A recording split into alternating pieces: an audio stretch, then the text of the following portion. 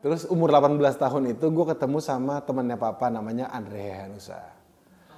Dia mengenalkan gue sama industri ini. Gue harus membubarkan tim gue yang sudah tercipta ada 7 orang, harus gue lay off.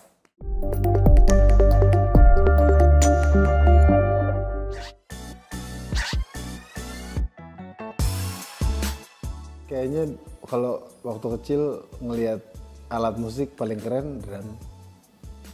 Jadi tertarik pertama kalinya itu, terus kebetulan di rumah ada dulu papa punya band sama saudara-saudaranya. Jadi ada alat-alat band di rumah yang nggak perlu banyak effort untuk dimainin, kan drum nggak perlu dicolok-colok, nggak perlu pakai speaker, nggak perlu. Jadi emang dari bangun tidur udah main drum.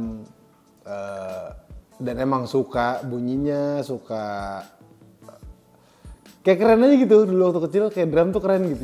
Jadi ketertarikan pertama kali adalah main drum. Diajarin tapi nggak diajarin sih. Jadi kayak diajarinnya ngeliat. Jadi nggak ada teori, nggak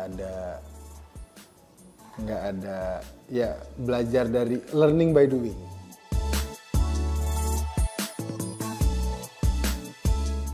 Tapi kalau masa kecil indah banget. Dulu kecil gue SD di Ambon, sebelum kerusuhan. Bangun tidur, keluar rumah. Kebetulan rumah kita di depan pantai. Jadi rumah jalanan terus langsung pantai di Teluk Ambon. Jadi kalau bangun tidur kayak keluar kamar lihat lumba-lumba. Indah lah masa kecilnya. Tapi ya rusak dengan begitu aja karena kerusuhan. Akhirnya harus keluar dari Ambon. Jadi sebenarnya masa kecilnya imbang kali ya.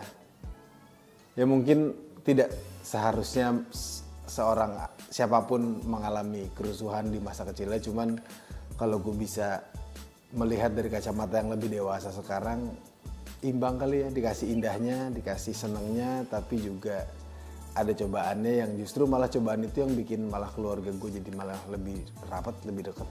Jadi masa kecilnya menyenangkan, tapi menyenangkan. Gue nggak tahu gue pernah populer atau enggak di sekolah. Yang jelas SD gue pernah sempet populer di sekolah karena berantem. SMP dan SMA populer di sekolah karena basket. SMA baru mulai ngeband, jadi kayak gue gak pernah merasa diri gue populer sih di sekolah. Mungkin gue populer di sekolah karena gue selalu anak baru. Gue SD pindah 6 kali, SMP pindah 3 kali, SMA pindah 2 kali. Jadi gue selalu populer di sekolah karena gue adalah anak baru. Yang gue pelajari adalah banyak banget, pasti bahasa. Gue bisa banyak banget bahasa. Jadi karena hidupnya pindah-pindah, jadi temennya banyak. Jadi yang pelajaran yang paling gue dapetin adalah setelah dewasa justru lebih santai hidupnya karena gue sudah melihat the worst part of Indonesia dan the best part of Indonesia. Jadi gue tahu kayak karena waktu SD di buku PPKN Indonesia adalah negara kaya, pas lihat kanan kiri mana apaan kayaknya orang gini. Teman-teman gue ke sekolah mandinya di laut gitu. Jadi di kelas tuh baunya ikan asin. Tapi di bukunya tulisannya Indonesia negara yang kaya. Enggak nyambung dong gitu. Jadi tapi seru.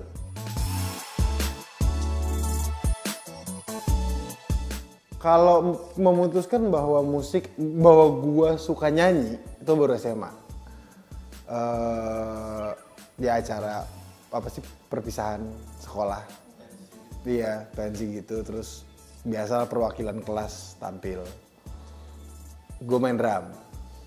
Kebetulan yang nyanyi sakit, akhirnya gue nyanyi. Karena teman-teman sering nginep di rumah, terus lu kan suka nyanyi di kamar mandi, lu kan bisa nyanyi, udah lu aja deh yang gantiin gitu. Akhirnya nyanyilah. Ternyata lebih enak ditepuk tanganin di depan daripada di belakang.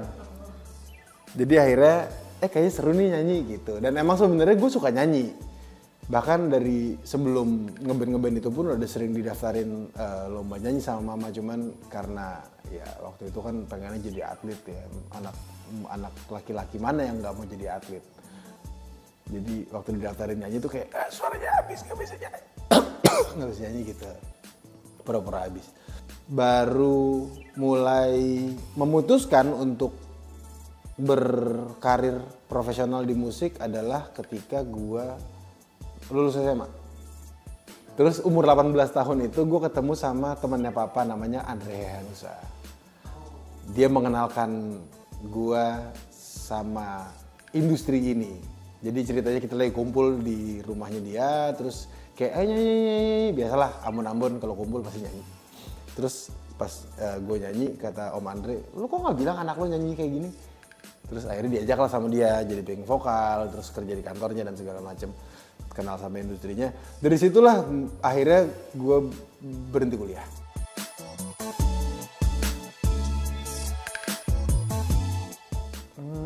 Lowest point mungkin gampang banget kali ya jawabnya pandemi. Karena gue hidup dari panggung. Gue musisi yang stres kalau nggak manggung. Bukan cuman kalau nggak rilis atau kalau nggak bikin lagu. Karena kan banyak juga sebenarnya musisi yang nggak manggung nggak apa-apa. Asal selama tetap rilis, selama tetap bikin konten, selama tetap bikin lagu. Nah gue salah satu orang yang nggak bisa.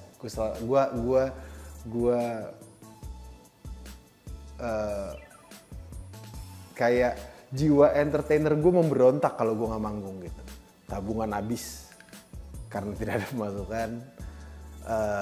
Gue harus membubarkan tim gue yang sudah tercipta ada 7 orang, harus gue lay off, harus nggak punya kantor lagi.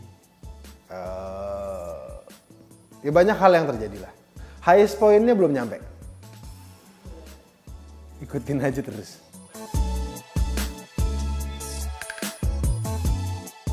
Enggak, sama sekali tidak. Karena keputusan itu gue ambil dengan kesadaran penuh bahwa gue emang beneran separah-parahnya gue jadi musisi yang membawakan lagu orang yang main di entah kafe atau di wedding. Gue nggak masalah selama itu masih musik gitu. Jadi emang itu sudah menjadi keputusan penuh dan nggak akan ada penyesalan. Mungkin nyeselnya adalah belajar finansial lebih dulu, lebih muda. Kalau ngomongin penyesalan mungkin itu.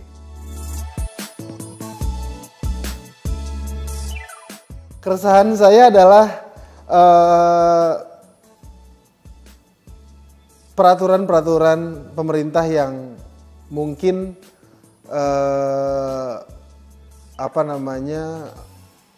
belum selaras untuk mensejahterakan semua komponen yang ada di dalam industri musik. Kayak mungkin akhir-akhir ini kita lihat isunya katanya penulis lagu hidupnya susah, penyanyi hidupnya kaya, dan ada narasi itulah gitu. Cuman itu kan artinya bukan salah kita penulis lagu, bukan salah kita musisi, bukan salah siapa-siapa atau apapun itu. Cuman sistemnya yang belum mendukung belum mendukung supaya ekosistemnya ini semuanya bisa sejahtera. Jadi mungkin keresahan gue adalah itu yang paling utama. Karena kalau ngomongin kreativitas, ngomongin regenerasi, ngomongin musik baru, ngomongin cara berbahasa musik, sekarang sih justru malah lagi gila-gilanya, lagi banyak banget musisi-musisi baru yang sangat-sangat menyenangkan, yang sangat-sangat fresh. Tapi sistemnya kita harus beresin. Ya semoga dengan bantuan teman-teman juga menyoroti isu ini, kita nggak perlu berpihak kemana lah, tapi kita sorotin isunya supaya pemerintah juga nengok untuk ngebenerin apa yang harus dibenerin gitu. Hai, saya Teddy Aditya. Jangan lupa untuk datang di Kapan Lagi Buka Bareng BRI Festival 2025, dan kalian bisa dapetin tiketnya di kapanlagibukabareng.com. Jadi jangan lupa beli tiketnya, kita ketemu di sana, kita lapar-laparan bareng, kita buka bareng, kita nyanyi-nyanyi bareng.